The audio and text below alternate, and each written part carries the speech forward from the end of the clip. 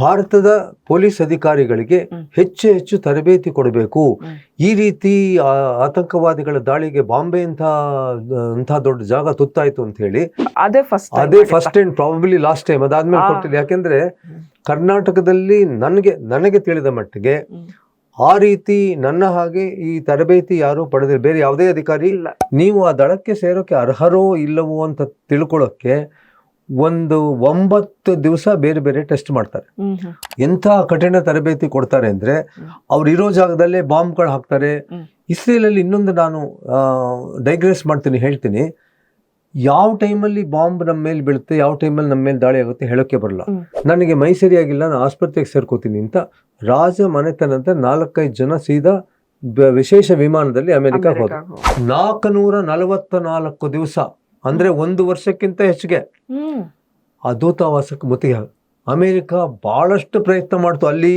ಅದು ಆ ವಿದ್ಯಾರ್ಥಿಗಳು ಆ ಪ್ರೊಟೆಸ್ಟ್ ಏನು ಮಾಡಿದ್ರು, ಆ ಟೈಮಿಂದ ಅಮೆರಿಕಕ್ಕೆ ಮತ್ತೆ ಇರಾನ್ ಸಂಬಂಧ ಏನಿದೆ ಹಳಸೋಯ್ತು, ಟೋಟಲಿ ಹಳಸೋಯ್ತು. ಆಮೇಲೆ ಮುಂದೆ ಬರ್ತೀನಿ. ಈ ರೀತಿ ಅವರು ಗೂಢಚರ ದಳಗಳನ್ನ ಬಹಳ ಡೆವಲಪ್ ಮಾಡ್ಕೊಂಡ್ರು. ಅವಕ್ಕೆ ಹೆಚ್ಚಿನ ತರಬೇತಿ ಕೊಟ್ರು. ಏನು ತರಬೇತಿ ಕೊಟ್ರು? ಅವಲ್ಲಿ ತರಬೇತಿ ಬಹಳ ಕಷ್ಟದ ತರಬೇತಿ. ಯಾಕೆಂದ್ರೆ ನೀವು ಹೇಳಿದಾಗೆ ನಾನು ಮೊಸಾದ್ನಲ್ಲಿ 15 ದಿವಸ ಜಾಸ್ತಿ ತರಬೇತಿ ತಗೊಂಡಿಲ್ಲ. 15 ದಿವಸ ನನಗೆ ಗೊತ್ತಿದೆ ಅವ್ರು ಯಾವ ರೀತಿ ಕೆಲಸ ಮಾಡ್ತಾರೆ ಅಂತ. ಇಸ್ರೇಲ್ ದೇಶದ ಒಂದೇ ನಿಮಿಷ ನಾನು ಇಂಟರಪ್ಟ್ ಮಾಡ್ತೀನಿ. ಮಾಡಿ. ಮೊಸಾದಲ್ಲಿ ತಾವು ಯಾವ ಸಂದರ್ಭದಲ್ಲಿ ಟ್ರೈನಿಂಗ್ ತಗೊಂಡಿದ್ದೆ ಸರ್? ಎಲ್ಲಿ ತಗೊಂಡ್ರಿ ಸರ್? ಓಕೆ, ನಾನು ನೀವಾಗ್ಲೇ ಹೇಳಿದಾಗೆ ಭಾರತದ IPS ಅಧಿಕಾರಿ. ನಾನು ಕರ್ನಾಟಕದ ಸೆಕ್ಯೂರಿಟಿ ಭದ್ರತೆ ಬಗ್ಗೆ ನಾನು ಕರ್ನಾಟಕದಲ್ಲಿ ಇಂಟೆಲಿಜೆನ್ಸ್ ಮುಖ್ಯಸ್ಥ ಆಗಿದ್ದೆ.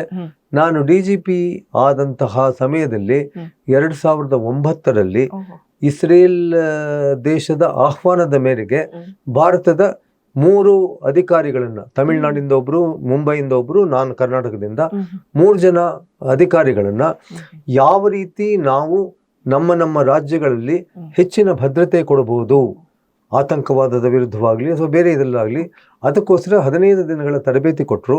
ಇಸ್ರೇಲ್ ಅದರಲ್ಲಿ ಮೊಸಾದ್ನವರು ತರಬೇತಿ, ಹೆಸರಿಗೆ ಮೊಸಾದ್ ಅಂತ, ಬಟ್ ಹೊರಗಡೆ ಅವರು ತೋರಿಸ್ಕೊಳ್ಳಲ್ಲ. ಮೊಸಾದ್ ಅವರ ತರಬೇತಿಯಿಂದ ಹಿಡಿದು ಇಸ್ರೇಲಿ ಡಿಫೆನ್ಸ್ ಫೋರ್ಸಸ್ ಅವ್ರು ಬಂದರು, ಶಿನ್ಬೆತ್ ಜನರು ಬಂದರು. ಅವರೆಲ್ಲರೂ ತರಬೇತಿ ಕೊಟ್ಟಿದ್ದಲ್ಲದೆ ಯಾವ ರೀತಿ ನಾವು, ಯಾಕೆಂದ್ರೆ 2008ರಲ್ಲಿ ಬಾಂಬೆ ದಾಳಿ ಆಯಿತು, 26 ನವೆಂಬರ್. ಮುಂಬೈ ದಾಳಿ ಆದಾಗ ಆ ದಾಳಿ ಸಮಯದಲ್ಲಿ ಆತಂಕವಾದಿಗಳು ಅಟ್ಯಾಕ್ ಮಾಡಿದ್ದು ಯಹೂದಿಗಳನ್ನ, ಶಾಬಾದ್ ಹೌಸ್ ಮುಂಬೈ ಆಯ್ತಲ್ಲ. ಅದಾದ ನಂತರ ಭಾರತದ ಪೊಲೀಸ್ ಅಧಿಕಾರಿಗಳಿಗೆ ಹೆಚ್ಚು ಹೆಚ್ಚು ತರಬೇತಿ ಕೊಡಬೇಕು. ಈ ರೀತಿ ಆತಂಕವಾದಿಗಳ ದಾಳಿಗೆ ಬಾಂಬೆ ಅಂತ ದೊಡ್ಡ ಜಾಗ ತುತ್ತಾಯ್ತು ಅಂತ ಹೇಳಿ ಆ ಸಮಯದಲ್ಲಿ ಅವರು ಭಾರತದ ಪೊಲೀಸ್ ಅಧಿಕಾರಿಗಳಿಗೆ ಸ್ವಲ್ಪ ಹೆಚ್ಚಿನ ತರಬೇತಿ ಕೊಡೋಣ ಅಂತ. ಈ ಹಿನ್ನೆಲೆಯಲ್ಲಿ ಮುಂಬೈ ಪೊಲೀಸ್ ಅಧಿಕಾರಿನೂ ಅವರು ಬಂದಿದ್ರು, ತಮಿಳುನಾಡು ಬಂದಿದ್ರು, ನಾನು ಹೋಗಿದ್ದೆ. ನಾವು 3 ಜನ ಅಧಿಕಾರಿಗಳು ಹೋಗಿ ಇದರಲ್ಲಿ ಪಾಲ್ಗೊಂಡ್ವಿ. ನಾವು ಅಷ್ಟೇ ಜನ ಅಲ್ಲ, ವಿಶ್ವದ ಬೇರೆ ಬೇರೆ ದೇಶಗಳಿಂದ ಬಂದಿದ್ರು. ಸುಮಾರು 12-13 ಜನ ಅಧಿಕಾರಿಗಳು ನಾವು ಅಲ್ಲಿ ಹೋಗಿದ್ವಿ. ಬ್ರೆಜಿಲ್ ದೇಶದಿಂದ ಬಂದಿದ್ರು, ಅಮೆರಿಕದಿಂದ ಬಂದಿದ್ರು, ಈ ಕಡೆ ಸೌದಿ ಅರೇಬಿಯಿಂದ ಬಂದಿದ್ರು, ಬೇರೆ ಬೇರೆ ದೇಶಗಳಿಂದ ಬಂದವರಿಗೆ ತರಬೇತಿ ಕೊಡ್ತಾರೆ. ಸರ್, ಈ ತರ ತರಬೇತಿ ಮೊದಲು ಕೊಡ್ತಿದ್ರು ಅಥವಾ ಅದೇ first and probably last time. ಅದಾದ್ಮೇಲೆ ಕೊಟ್ಟಿಲ್ಲ. ಯಾಕೆಂದ್ರೆ ಕರ್ನಾಟಕದಲ್ಲಿ ನನಗೆ ತಿಳಿದ ಮಟ್ಟಿಗೆ ಆ ರೀತಿ ನನ್ನ ಹಾಗೆ ಈ ತರಬೇತಿ ಯಾರು ಪಡೆದಿಲ್ಲ. ಬೇರೆ ಯಾವುದೇ ಅಧಿಕಾರಿ ಇಸ್ರೇಲ್ ಹೋಗಿಲ್ಲ. ಭದ್ರತೆ ಬಗ್ಗೆ ತರಬೇತಿ ಬೇಕಾದಷ್ಟು ಪಡೆದಿದ್ದಾರೆ. ಇಸ್ರೇಲ್ ದೇಶದಿಂದ ತರಬೇತಿ ಪಡೆದಿಲ್ಲ. ನಾನಲ್ಲಿ ಏನ್ ಮಾಡಿದೆ ಅಂದ್ರೆ, ಅವ್ರದ್ದು ನನಗೆ ಬರವಣಿಗೆಯಲ್ಲಿ ಆಸಕ್ತಿ ಇದೆ, ಹಾಗಾಗಿ ಇವ್ರು ಹೇಗಿದು ಮಾಡ್ತಾರೆ ಅಂತ ಅವ್ರು ತುಂಬಾ ಜನನ ನಂದು ತರಬೇತಿ ಆದ ನಂತರನೂ ಸಾಯಂಕಾಲದ ಹೊತ್ತು ಟೈಮ್ ಇದ್ದಾಗ ಅವ್ರ ಹತ್ರ ಕೇಳ್ಕೊಂಡು ನೀವೇನೇನ್ ಮಾಡಿದೆ ಗೂಢಚಾರರು ಅಲ್ಲಿ ಹೇಗೆ ಮಾಡ್ತಾರೆ ಅಲ್ಲಿ ಕೆಲಸ. ನನ್ನ ಕುತೂಹಲಕ್ಕೆ, ನಾನು ಪತ್ರಕರ್ತ ಆಗಿದ್ದರಿಂದ ಆ ಪತ್ರಕರ್ತನ ಕುತೂಹಲ ಇರೋದ್ರಿಂದ ಅವರದ್ದು ಸಾಕಷ್ಟು ಮಾಹಿತಿ ಸಂಗ್ರಹ ಮಾಡಿ ಅದೇ ಕಾರಣಕ್ಕೆ ಆ ಪುಸ್ತಕ ಬರೆಯೋ ಹಾಗಾಯ್ತು. ಈಗ ವಿಷಯಕ್ಕೆ ಬರೋಣ. ಮೇನ್ ವಿಷಯ ನೀವು ಹೇಳಿದ್ದು ಹೇಗಿದು ಮಾಡಿದ್ರು. ಒಂದು, ಅವರ ಗೂಢಚರ ದಳದಲ್ಲಿ ಮೊದಲಿಗೆ ಸೇರಿಕೊಳ್ಳೋದು ತುಂಬಾ ಕಷ್ಟ.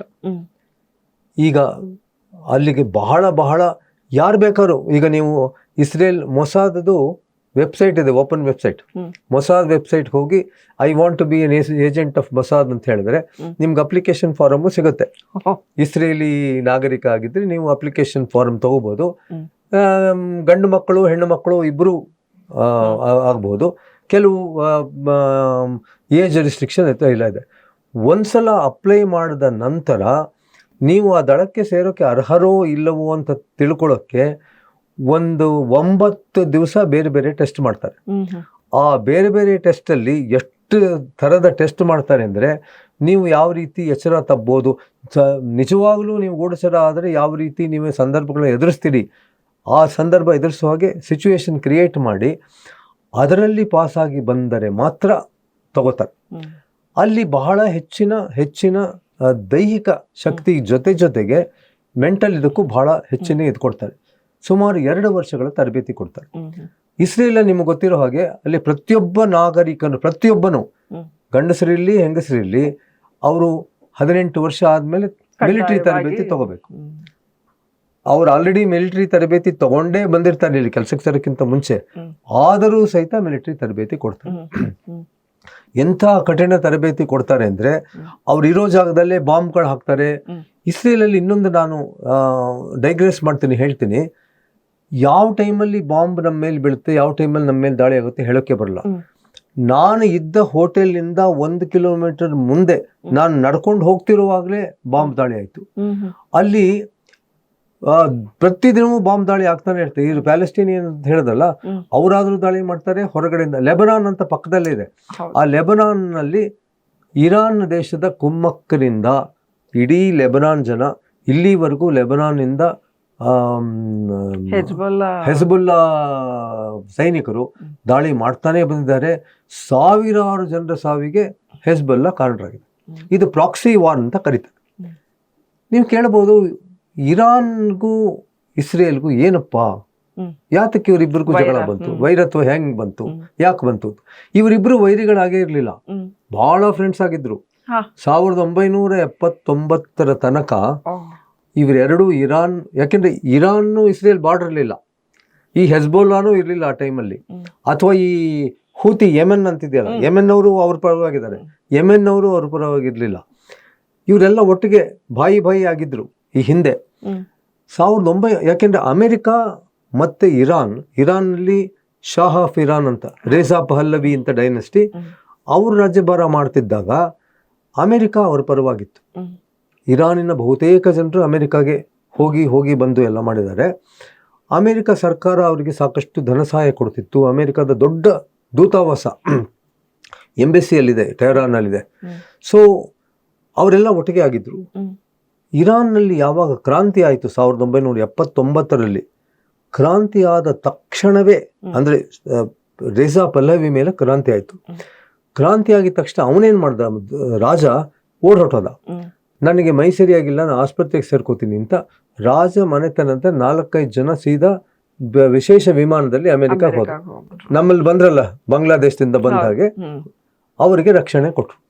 ಅಮೆರಿಕ ಇವರಿಗೆ ರಕ್ಷಣೆ ಕೊಡ್ತಲ್ಲ, ಇವ್ರು ಇಷ್ಟು ಇದು ಮಾಡಿದ್ರು ಅಂತೇಳಿ ಅವರ ಮೇಲೆ ಸೇಡ್, ರಾಜಾ ಪಲ್ಲವಿ ಡೈನೆಸ್ಟಿ ಮೇಲೆ ಏನು ಸೇಡ್ ತೀರಿಸ್ಕೋಬೇಕೋ ಆ ಸೇಡ್ ಅಮೆರಿಕನ್ ಮೇಲೆ ತೀರಿಸ್ಕೊಳ್ಳೋಕೆ ಶುರು ಮಾಡಿದ್ರು. ಅಮೆರಿಕ ದೇಶ ಪಲ್ಲವಿ ದೊರೆ ಮತ್ತು ಅವನ ಕುಟುಂಬಕ್ಕೆ ಅಮೆರಿಕದಲ್ಲಿ ಆಶ್ರಯ ನೀಡಿದ್ದಕ್ಕೆ ಆಗತಾನೆ ಕ್ರಾಂತಿಯಾಗಿತ್ತು.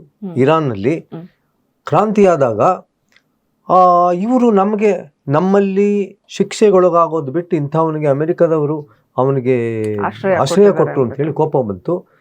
ವಿದ್ಯಾರ್ಥಿಗಳು ಸುಮಾರು 500-600 ವಿದ್ಯಾರ್ಥಿಗಳು ಸೀದಾ ಒಂದ್ ದಿವಸ ಬಂದ್ರು, ಟೆಹರಾನ್ನಲ್ಲಿ ಆ ದೂತಾವಾಸಕ್ಕೆ ಮುತ್ತಿಗೆ ಹಾಕಿದ್ರು.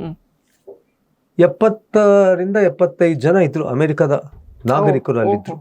ಈ 75 ಜನ ನಾಗರಿಕರು ಅಲ್ಲಿದ್ದಾಗ ಮುತ್ತಿಗೆ ಹಾಕಿ ಎಷ್ಟು ದಿವಸ, 1 ದಿವಸ ಅಲ್ಲ, 2 ದಿವಸ ಅಲ್ಲ, 3 ದಿವಸ ಅಲ್ಲ, 4 ದಿವಸ ಅಲ್ಲ, 444 ದಿವಸ, ಅಂದ್ರೆ 1 ವರ್ಷಕ್ಕಿಂತ ಹೆಚ್ಚಿಗೆ ಆ ದೂತಾವಾಸಕ್ಕೆ ಮುತ್ತಿಗೆ ಹಾಕಿ. ಅಮೆರಿಕ ಬಹಳಷ್ಟು ಪ್ರಯತ್ನ ಮಾಡ್ತು. ಅಲ್ಲಿ ಒತ್ತೆಯಾಳುಗಳೇನಿದ್ದಾರೆ ಬಿಡಿಸ್ಕೊಂಡು ಬರಬೇಕು ಅಂತ ಬಹಳ ಪ್ರಯತ್ನ ಮಾಡ್ತು. 1 ಸಲ ಮಾಡ್ತು, 2 ಸಲ ಮಾಡ್ತು, ಎಷ್ಟೋ ಪ್ರಯತ್ನ ಮಾಡಿದ್ರು, ಆಗಲಿಲ್ಲ. ಕಡೆಗೆ ಅಮೆರಿಕ ತಗೊಂಡು ಹೋದ್ರು, ಕೆಲವ್ರನ್ನ ತಗೊಂಡು ಹೋದ್ರು. ಅದು ಆ ವಿದ್ಯಾರ್ಥಿಗಳ ಆ ಪ್ರೊಟೆಸ್ಟ್ ಏನು ಮಾಡಿದ್ರು, ಆ ಟೈಮಿಂದ ಅಮೆರಿಕಕ್ಕೆ ಮತ್ತೆ ಇರಾನ್ ಸಂಬಂಧ ಏನಿದೆ ಹಳಸೋಯ್ತು, ಟೋಟಲಿ ಹಳಸೋಯ್ತು.